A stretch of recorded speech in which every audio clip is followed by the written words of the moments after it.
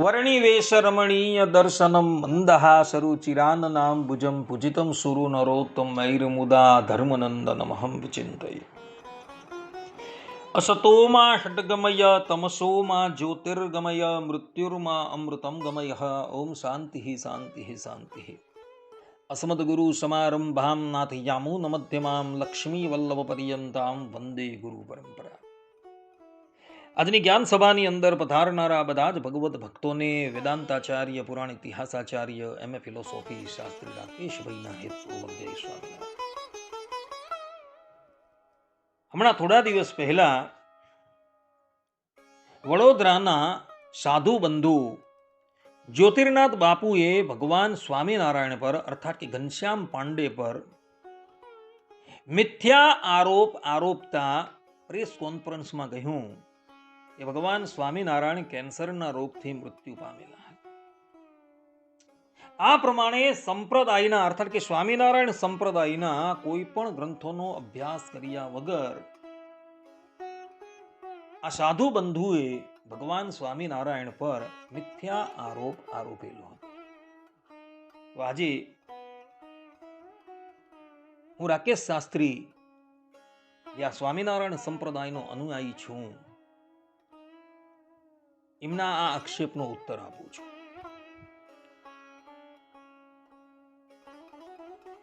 તો કેટલાકના મતે ઈસવીસન પૂર્વે અને કેટલાકના મતે 7મી શતાબ્દીમાં જ્યારે સનાતન ધર્મની નૈયા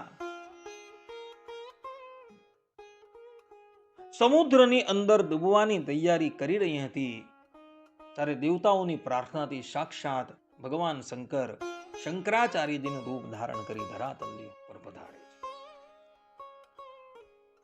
અને એઓ પોતાના સામર્થ્યથી સનાતન ધર્મની રક્ષા કરે છે અને પોતાનું કાર્ય પૂર્ણ કરી એઓ સદેહે કૈલાસ ગમન કરે છે. એ વાત શંકર દિગ્વિજયની અંદર અર્થાત કે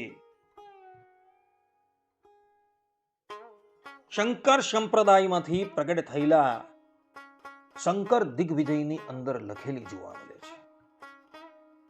તે જ પ્રમાણે 11મી શતાબ્દીમાં સાક્ષાત શેષાવતાર રામાનુજાચાર્યજી આ ધરાતલની ઉપર પધારે છે અને સનાતન ધર્મની રક્ષા કરે છે અને પોતાનું કાર્ય પૂર્ણ કરી રામાનુજાચાર્યજી સ્વૈચ્છિક સમાધિ લે છે અને સમાધિ દ્વારા એઓ પોતાના દેહનો ત્યાગ કરી ભગવત ધામ પધારે છે. એમની સમાધિ આજે પણ દક્ષિણમાં આવેલ શ્રી રંગનાથ મંદિરની અંદર જોવા મળે છે અને એઓએ સમાધિ લીધી તેનું વર્ણન એમના જ સંપ્રદાયમાંથી પ્રગટ થયેલા ગ્રંથ પ્રપન્નામૃતની અંદર જોવા મળે છે. ત્યારબાદ 13મી શતાબ્દીમાં મધ્વાચાર્યજી પધાર્યા અને એઓએ પોતાના સામર્થ્યથી સનાતન ધર્મની રક્ષા કરી, પોતાનું કાર્ય પૂર્ણ કરી મધ્વાચાર્યજી બદ્રીનાથ જાય છે અને ત્યાં જ એઓ સદેહે ભગવત ધામ ગમન કરે છે. એનું વર્ણન મધ્વ વિજય ગ્રંથની અંદર જોવા મળે છે. ત્યારબાદ 16મી શતાબ્દીમાં સાક્ષાત અગ્નિ દેવતા જ શ્રી વલ્લભાચાર્યજીના રૂપમાં પ્રગટ થયા હતા અને એઓએ પોતાના સામર્થ્યથી સનાતન ધર્મની રક્ષા કરી પોતાનું કાર્ય પૂર્ણ કરી એઓ સદેહે ભગવત ધામ ગમન કરે છે, જેનું વર્ણન એઓના જ સંપ્રદાયમાંથી પ્રગટ થયેલ વલ્લભ દિગ્વિજયની અંદર જોવા મળે છે. ત્યાર પછી એકાંતિક ધર્મની સ્થાપન કરવાને અર્થે 19મી સદીમાં ભગવાન સ્વામિનારાયણ પધારેલા હતા અને પોતાના સામર્થ્યથી એઓએ આ ધરાતલ પર એકાંતિક ધર્મનું સ્થાપન કર્યું અને પોતાનું કાર્ય પૂર્ણ કરી ભગવાન સ્વામિનારાયણ સ્વૈચ્છિક સમાધિ લઈ પોતાના ધામની અંદર પધારે છે, જેનું વર્ણન સ્વામિનારાયણ સંપ્રદાયના માન્ય પ્રબંધ એવા સત્સંગી જીવનમ પ્રકરણ 5 68મા અધ્યાયની અંદર જુઓ. આ પ્રમાણે ભગવાન સ્વામિનારાયણ સમાધિ દ્વારા પોતાના ધામની અંદર જાય છે એનું વર્ણન સ્વામિનારાયણ સંપ્રદાયના મૂળભૂત ગ્રંથોની અંદર જોવા મળે છે. જ્યારે વડોદરાના જ્યોતિર્નાથ બાપુ એવું કહે છે કે ભગવાન સ્વામિનારાયણ કેન્સરના રોગથી પીડાતા હતા અને એમાં જ એમનું મૃત્યુ થયું હતું. આ પ્રમાણે જ્યોતિર્નાથ બાપુએ ભગવાન સ્વામિનારાયણ પર મિથ્યા આરોપેલો હતો. મને લાગે છે કે આ જ્યોતિર્નાથ બાપુએ ચિકિત્સા ગ્રંથનો અભ્યાસ કરેલો નથી.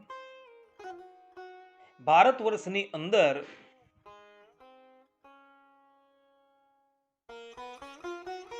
સુશ્રુત સંહિતા નામનો એક ગ્રંથ છે, જેના રચયિતા છે મહર્ષિ ચરક, જેને ચરક સંહિતા પણ કહેવામાં આવે છે. આ ચરક સંહિતાની અંદર વિભિન્ન રોગોનું નિદાન બતાવવામાં આવેલું છે. હવે આ ચરક સંહિતાનું સૂક્ષ્મતાથી અધ્યયન કરવામાં આવે ને તો મહર્ષિ શુશ્રુષે આ ચરક સંહિતામાં કેન્સરના રોગનો કોઈ ઉલ્લેખ જ કરેલો નથી. અને ભગવાન સ્વામિનારાયણ જ્યારે આ ધરાતલની ઉપર હયાત હતા ને ત્યારે કેન્સર નામનો કોઈ રોગ હતો જ નહીં. મહર્ષિ શુશ્રુષે ચરક સંહિતાની અંદર ચરમ રોગ તરીકે ક્ષય રોગને બતાવેલો છે. ક્ષય રોગથી ભયંકર રોગ કોઈ છે જ નહીં અને ક્ષય રોગથી ગ્રસિત મનુષ્ય ધીરે ધીરે કાળના મુખમાં જતો હોય છે. જે પ્રમાણે દક્ષ પ્રજાપતિએ ચંદ્રદેવને ક્ષય રોગ થવાનો શાપ આપેલો હતો, કારણ કે એ ક્ષય રોગ ચરક સંહિતાની અંદર બતલાવવામાં આવેલો છે અને એનાથી મોટો કોઈ રોગ છે જ નહીં એવું મહર્ષિ શુશ્રુષ કહી રહ્યા છે. એટલે ભગવાન સ્વામિનારાયણ જ્યારે આ ધરાતલની ઉપર હયાત હતા તે સમયે કેન્સર નામનો કોઈ રોગ હતો જ નહીં. ભગવાન સ્વામિનારાયણનું પ્રાગટ્ય 19મી સદીની અંદર છે અને એમના પ્રાગટ્યને આજે 250 વર્ષ ઉપરાંત વર્ષ થઈ ગયા છે. એટલે 250 વર્ષ પહેલા કેન્સરનું કોઈ અસ્તિત્વ હતું જ નહીં. એટલે આ જ્યોતિર્નાથ બાપુએ જે ભગવાન સ્વામિનારાયણની ઉપર અર્થાત કે ઘનશ્યામ પાંડેની ઉપર જે મિથ્યા આરોપેલો છે કે ભગવાન સ્વામિનારાયણ અર્થાત કે ઘનશ્યામ પાંડે કેન્સરના રોગથી ગ્રસ્ત થઈને મૃત્યુ પામેલા હતા, એ વાત સંપૂર્ણપણે અસત્ય છે. કોઈ પણ મહાપુરુષનું જીવન ચરિત્ર એમના સંપ્રદાયના ગ્રંથની અંદર જ લખેલું જોવા મળે છે, બીજા સંપ્રદાયના ગ્રંથોની અંદર જોવા નથી મળે. આદિ જગતગુરુ શંકરાચાર્યજી, રામાનુજાચાર્યજી, મધ્વાચાર્યજી, વલ્લભાચાર્યજી એમના પ્રાગટ્યથી લઈને અંતર્ધાન પર્યંતનું ચરિત્ર એમના જ ગ્રંથોની અંદર જોવા મળે છે અને એ આપણે સત્ય માનીએ છીએ. તે જ પ્રમાણે ભગવાન સ્વામિનારાયણના પ્રાગટ્યથી લઈને એમના અંતર્ધાન પર્યંતના બધા જ ચરિત્રો સ્વામિનારાયણ સંપ્રદાયના માન્ય પ્રબંધ એવા સત્સંગી જીવનમની અંદર જોવા મળે છે. પરંતુ બીજા સંપ્રદાયના ગ્રંથોની અંદર જોવા નથી મળતા. અને એ ગ્રંથ રચનારા પણ દીર્ઘ મેધાથી યુક્ત હતા, એટલે એઓએ જે પણ કંઈક લખેલું છે એ આપણે સત્ય માનીએ છીએ. પરંતુ જ્યોતિર્નાથ બાપુ તો કંઈક બીજી જ વાત કરી રહ્યા છે. જે કેન્સરના રોગનું અસ્તિત્વ આ ભારત ભૂમિમાં હતું નહીં, એ કેન્સરના રોગથી ગ્રસ્ત થઈને ભગવાન સ્વામિનારાયણ મૃત્યુ પામેલા હતા એવું આ બાપુ કહી રહ્યા છે. અને આ પ્રમાણે કહી એઓ પોતાનું અજ્ઞાન પ્રદર્શિત કરી રહ્યા. કારણ કે આયુર્વેદ શાસ્ત્રની અંદર કેન્સર નામના રોગનો કોઈ ઉલ્લેખ જ થયેલો નથી. એટલે એઓએ ભગવાન સ્વામિનારાયણ પર મિથ્યા આરોપ આરોપેલો છે.